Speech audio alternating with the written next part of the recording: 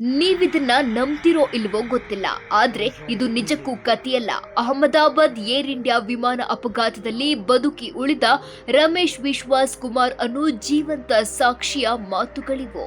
ರಮೇಶ್ ಲಂಡನ್ಗೆ ಹೋಗ್ತಿದ್ದ air India ವಿಮಾನದಲ್ಲಿದ್ದ 242 ಜನರಲ್ಲಿ ಆಸ್ಪತ್ರೆಯಲ್ಲಿ ಜೀವಂತವಾಗಿ ಸಿಕ್ಕ ಏಕೈಕ ಅದೃಷ್ಟವಂತ.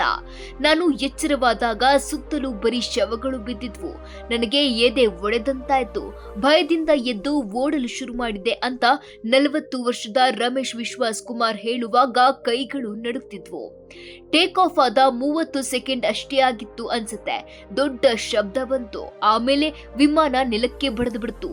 ಎಲ್ಲವೂ ಎಷ್ಟೊಂದು ವೇಗವಾಗಿ ನಡೀತು ಅಂದ್ರೆ ಏನಾಯ್ತು ಅಂತ ಅರ್ಥ ಮಾಡ್ಕೊಳ್ಳೋಕೆ ಸಮಯನೇ ಸಿಗ್ಲಿಲ್ಲ ಅಂತ ವಿಶ್ವಾಸ್ ವಿವರಿಸಿದ್ರು. ಅವರ ಎದೆ, ಕಣ್ಣು, ಕಾಲುಗಳಿಗೆ ಏಟು ಬಿದ್ದಿದ್ರು ಪ್ರಜ್ಞೆ ಇದೆ, ಮಾತನಾಡಬಲ್ಲರು.